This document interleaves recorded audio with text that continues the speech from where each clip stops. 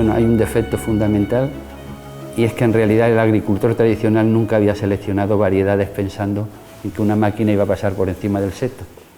Y adaptar la máquina al árbol y el árbol a la máquina ha sido posiblemente el reto más importante que haya habido durante todo este tiempo. Porque la idea que había era que el olivo no era un árbol del tamaño de la vid. El olivo se había seleccionado para ser un árbol grande y una cosechadora era impensable que pudiera tragarse un árbol de esas dimensiones.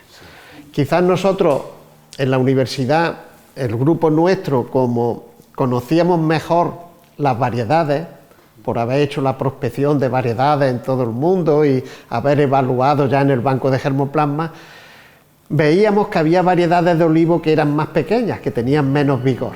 Y de ahí que dijimos, vamos a probarlo porque le veíamos ciertas posibilidades al sistema.